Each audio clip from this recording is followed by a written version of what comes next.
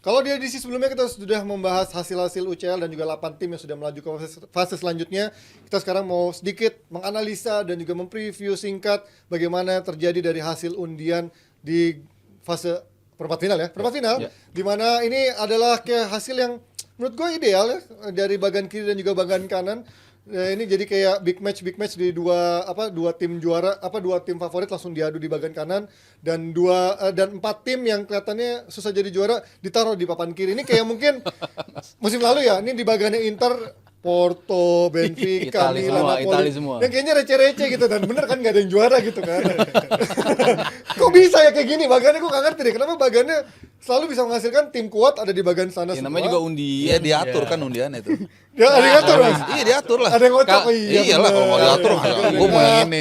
Kalau diatur kan dipisahin dong. Iya, dipisahin. Justru nggak diatur. Tapi gila sih ini sih. Maksudnya Lucky Bastard juga Atletico Madrid loh. Dengan lolos seperti itu ya susah payah lah. Terus dapatnya quote by quote lawan Dortmund. Kalaupun lolos dia ketemu antara PSG sama Barca. Iya PSG atau Barca. Ya menurut gue sih ini jalurnya enak banget ya. Sementara di kanan bacok-bacokan nih kan. Banget. Kanan berat. Iya, kanan berat banget. Nah, gue padahal dari awal tuh berharap final tuh City ketemu Madrid. Gue berharap. Gue harapnya PSV ketemu Dortmund, Mas. Nggak ada ya? Nggak ada, udah. Nggak ada, Atletico Nggak ketemu bisa. Dortmund kalau bisa gitu di final. Terus Arsenal sama Munchen. Nah, kalau Arsenal Munchen jujur gue nggak sengeri 10 tahun lalu. Itu begitu ketemu Munchen, udah pernah tuh kalau nggak salah lawan Barca apa. Pokoknya intinya kalau udah ketemu Munchen tuh udah berat. Nah, sekarang gue lebih yakin lah bisa nggak lolos juga. Kirain. Nah ini kalau lihat dari drawing ini, mana jalan yang menurut lo paling menarik untuk ditunggu gitu dari pertandingan selain yang Madrid lawan City ya menurut gua, karena itu kan dua tim juara tahun final semifinal ya. Jelas menurut gue bracket kanan ya, di mana ada Munchen dan juga lawan Arsenal. Dan karena gue bilang ini menarik karena gue harap Munchen akan ada perubahan gitu, nggak kayak yang kita lihat belakangan kan Munchen lagi tersiap-siap banget. Beruntung mereka abis itu bisa ngebantai, bisa lolos dari babak 16 besar, abis ada perubahan taktik juga kan. Ketika mainin Kimmich jadi lebih forward, mainin di sayap kanan lagi, balik ke formasi kayak posisi awal dia gitu. Jadi menurut gue Tuchel ini bakal balik ke basic ketika dia nganterin Chelsea untuk jadi juara. Itu kan juga taktiknya sempat pakai 3-4-3 kan. 3-4-3, dan menurut gue kalau dimainin Kimmich jadi posisinya di 4 wingback yang itu, di posisi yang situ, menurut gue bisa jadi game changer bagi musimnya Munchen. Tapi dengan catatan ya jelas di lini belakang menurut gue Munchen belum bisa dapetin partnership yang paling cocok gitu. Beberapa kali dia bahkan belakangan ya dimainin malah Dyer terus sekarang yang sama De Ligt terakhir. Iya, sebenarnya nggak diproyeksikan untuk main di posisi itu bahkan. Tapi belakangan balik lagi si Dyer dimainin, dan bahkan Kim Min-jae di drop ke bench segala macam. Jadi menurut gue masalahnya masih di lini belakang itu. Partnership di lini belakang menurut gue bakal menentukan banget bagi si Munchen apabila dia mau mengatasi Arsenal ini. Nah ini pertanyaan gue kan, Arsenal begitu gahar ya di liganya, menang 5 berapa, 4 berapa, 5-5 lagi. Tapi kemarin lawan Porto segitu susahnya sampai adu penalti. Sementara Munchen di liganya kita tahu nggak begitu bagus, tapi begitu di turnamen ya kita tahu Munchen di turnamen selalu menjadi tim yang menakutkan. Tapi lo melihatnya gimana, Mas? Apakah ini akan menjadi anomali seperti Inter ketemu Atletico, di mana yang satu lagi nggak begitu bagus tapi begitu turnamen experience-nya beda gitu? Menurut lo gimana? Apakah Arsenal bisa melangkahi jinx-nya nih selalu membuat dia kalah di kompetisi Eropa? Kayaknya berat sih kalau gue pribadi ya. Ini udah di ini dicatat sama orang-orang yang parle. Parle itu apa lagi? Thomas Parle. Thomas Partey. Ya kan pemain Arsenal pas kan? Iya pas. Berat. Pinggir-pinggir jurang ya. Kalau udah kayak gini kan kita bicara lagi DNA lagi. Kemarin Porto oke, dari sisi kualitas mungkin di bawah mereka, tapi DNA-nya kan mereka tetap DNA Eropa, selalu menyulitkan. Dan Arsenal juga jangan lupa musim lalu juga disingkirkan sebetulnya dari klub Portugal juga kan, Lisbon yang menyingkirkan mereka lewat adu penalti juga. Kemarin untung Porto ya mereka paling nggak dari sisi mental block mereka sudah bisa melewati itu, terutama dari adu penalti. Itu mungkin satu-satunya poin positif yang gue bisa lihat dari mereka di Eropa. Kalau kita bicara di Liga ya kita nggak usah bicara banyak lah. Emang bagus banget Arsenal di Liga, mereka lagi bagus banget. Cuman when it comes to Europe agak nggak semulus itu. Sementara Munchen, sejelek-jeleknya Munchen juga, ya mereka pasti tetap aja kita balik lagi ke DNA lagi. Kenapa gue bilang penting? Ya karena yang menjadi juara kan tim-tim itu aja yang paling banyak menjadi juara. Ya karena memang mereka punya kemampuan untuk bisa tampil beda ketika mereka tampil di Eropa. Munchen tadi ya Rijal sempat bilang Kimmich balik lagi kanan. Itu kan era kesuksesan Hansi Flick yang mereka juara sextuple ya karena itu sisi kanan. Cuma kan dulunya di tengah mereka masih punya Thiago. Masih punya ada jenderalnya. Kenapa Kimmich nggak digeser-geser ke kanan? Karena di tengahnya memang nggak ada jenderal kreatifnya kan. Mereka cuma bersandar pada Goretzka.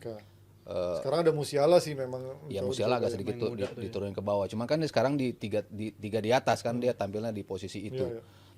Ya akan nggak mudah jelas bagi Arsenal untuk ketemu Munchen, walaupun angin-anginan selalu di Copa di DFB Pokal pun mereka tersingkir dari klub divisi 3 tapi ketika tampil di Champions League ya mereka a totally different beast. Lawan Lazio udah beda banget. Mindset mereka udah beda walaupun banget. Walaupun di leg pertama jelek ya. Jelek banget Di leg pertama mereka jelek, mereka satu-satunya nggak bisa ciptain shots on goal kalau nggak salah si Munchen, tapi di second leg-nya beda banget. Mereka menjadi tim yang jauh lebih progres. Lazio cuma dikasih 15 menit pertama lah untuk bisa melawan, tapi setelah itu betul-betul didominasi. Nah, Arsenal kalau bisa manfaatin itu terus-terusan gitu, nggak hanya di 15 menit pertama ngasih tekanan, karena Munchen ya kayak tim layaknya Jerman lah ya. Panasnya selalu belakangan.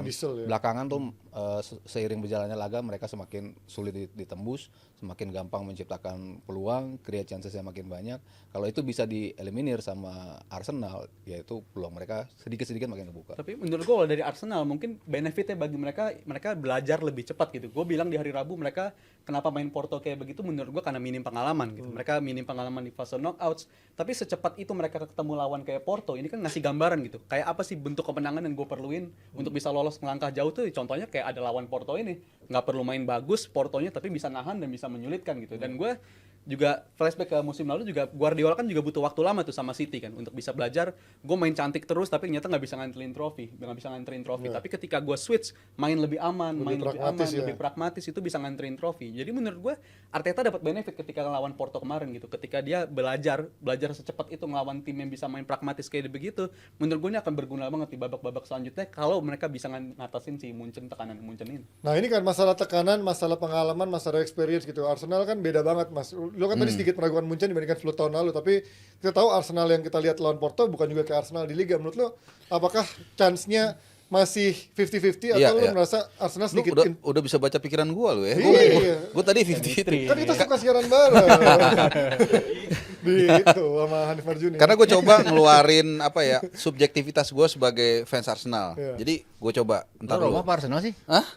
Dua-duanya yang warna 4 mas, balikin Mas Aryo 4. Jadi gue coba kayak tadi gue bilang Munchen ini lagi turbulence juga kan di internalnya segala macem. Terus menurut gue babak leg kedua juga menurut gue nggak terlalu impress main mereka lawan Lazio juga. Tapi tadi yang Mas Aryo bilang benar, ya namanya Munchen is still Munchen gitu loh. Dan DNA Jerman dan bla bla bla kadang-kadang nggak ngaruh. Leave it alone lah soal Kimmich. Sebenarnya gue juga punya standing point soal Kimmich tuh. Dia menurut gue lebih bagus main di tengah menurut gue ya. Nah cuman di sisi lain Arsenal lagi bagus-bagusnya nih secara tim. Maksudnya mereka sangat kompak, sangat pede. Belum lagi kita bicara soal kayak Havertz yang ternyata jadi kartu asnya si Arteta kan. Cuman bener yang tadi Rijal bilang juga, ini new kids on the block juga nih di Liga Champions saat ini. Dia kan baru lolos pertama kali setelah 2010 kalau nggak salah ke quarter final kan. Jadi pasti masih baru semua, anak-anaknya juga kurang pengalaman menghadapi Porto tadi yang Rizal bilang juga sebenarnya di atas kertas bisa mereka selesaikan lebih cepat, nggak bisa. Jadi akhirnya gue pikir-pikir ya udah nih 50-50 sih menurut gue. Nah sementara kan kita lihat di Munchen sendiri ada kayak Harry Kane yang spesialis golin Arsenal. Kemudian juga ya secara experience ini kan menjadi pembeda. Tapi menurut lo pelajaran dari Porto kemarin akan menjadi sesuatu buat Arsenal nggak ketika lawan Munchen besok? First leg mereka tampil duluan. Itu kesempatan untuk bisa mereka cetak lebih dari situ gol. Kalau mereka bisa unggul 2 gol, apalagi 3 gol, ya itu mungkin akan jadi berat ke Arsenal gitu. Cuman kalau mereka cuma unggul 1 gol, gue rasa berat bagi mereka. Jadi perjudiannya adalah di laga di mana mereka menjadi tim yang pertama menjadi tuan rumah itu. Oke, kita geser ke satu ini lagi pertandingan lagi, yaitu Barcelona ya. Barcelona dulu sedikit. Barcelona PSG. Ini kan kemarin bisa mengalahkan Napoli dengan cukup cantik lah gitu. Gue melihat kemarin di leg keduanya mainnya cukup cantik, terutama gol-golnya juga cara mainnya ngalir lah. Ini yang mungkin gue lihat waktu awal-awal Cancelo dan juga Felix datang, cara main tuh enak seperti ini. Tapi kan somehow sempat ada stucknya lama, kayak mainnya jelek lagi. Sekarang mainnya bagus lagi. Tapi gue dari awal musim karena gue bahkan juga kan dia juara Liga, bahkan sempat bilang nih bisa nih kalau main kayak gini 4 besar Champions League kan. Menurut lo dengan sekarang di bagian sebelah kiri, menurut lo sejauh mana Barcelona bisa melangkah lawan tim yang Mbappe Kemarin ini? pas ditanya gue bilang semi. Semi Arsenal, juga? Oh, pas sama ya? si Barcelona semi. Bisa. Tapi ketemu PSG gue agak mikir juga ya. Masa sih? PSG Iya. walaupun Mbappe and Gue bilang faktor Mbappe doang. iya gitu. faktor Mbappe doang Faktor kan, Mbappe maksud gua. udah itu Walaupun aja. ada Dembele juga ya. Faktor Mbappe doang Piala Dunia bisa sampai final loh. Iya, gue setuju maksudnya itu iya. Maksudnya Jadi kalau lu nggak Mbappe bisa itu stop dia sepenting- selesai lu. Enrique kalau berani dong cadangin kayak di Liga kan di Liga sosok kita akan mencoba tanpa Mbappe lah gitu Liga Champions itu Mbappe juga. Lu nggak bisa stop Tapi- dia selesai. Tapi lo lah. di liga pun mereka tampil cukup solid. Maksudnya ini kan Gimana dong? Kalau solid gimana? solid. Solid. tim yang kayaknya tiap musim kayaknya mereka ngefur duluan ya. Kayaknya sering kalah Iya, gitu iya, contoh iya. lah. Kok unggulnya Suka belasan poin sih unggulnya kan selalu seperti itu kan PSG. Iya, iya. PSG ya mereka cukup selalu solid, disiplin sama Enrique. Gue ngeliat ini tim jauh lebih apa ya kompetitif di semua lini gitu kan. Dulu kan mungkin pelatih sebelumnya kita cuma tahu sisi serangnya aja yang luar biasa gitu. Backnya nggak terlalu gitu. Tapi ini pelan-pelan dia nyobain pemain-pemain baru, di depan pun ada si Emery yang masih muda yang dimainin ternyata cukup oke.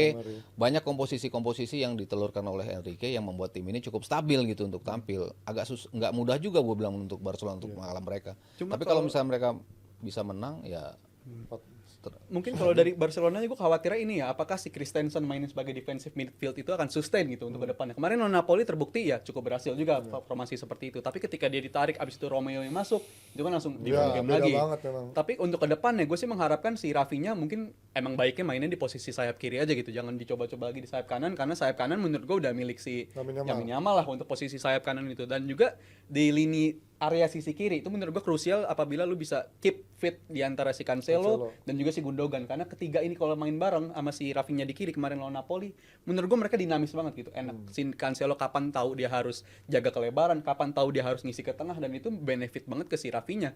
Rafinha kan di awal musim selalu jadi perdebatan gitu, bahkan sesama fans Barcelona sendiri gue yakin pada debat ini dia nawarin apa sih secara ofensif, wasteful banget, secara defensif juga nggak terlalu bisa nge-cover banget. Tapi dengan kehadiran si Cancelo yang bisa inverted dan juga jaga kelebaran dan juga Gundogan, timing larinya itu bagus banget. Menurut gue itu akan krusial keep 3 pemain di area kiri itu bagi gue. Tapi gue cukup kaget sama si Kurbasi kan. Kurbasi. Itu Bagus. bisa keep up dalam waktu singkat, sekarang bahkan lebih settle menjadi back tengah juga kan. Itu ada nama panjangnya si Kurbasi, Yamed Kurbasi. Kurbasi. Gimana menurut Kurbasi ini, apakah memang akan menjadi andalan untuk sisa musim ini? mau nggak mau karena Araujo lagi nggak stabil pemainannya. Jadi lebih prefer Christensen dimajuin, Kurbasi belakangnya. Iya, ternyata lebih stabil. Ketika dia milih si Balde di posisi itu secara bergantian dengan si Alba pada waktu itu, ternyata Balde bisa lebih perform, outperformnya si Alba, ternyata dia bisa bagus. Usia ternyata bukan jaminan gitu. Nah, Kurbasi ternyata ngebuktiin itu juga.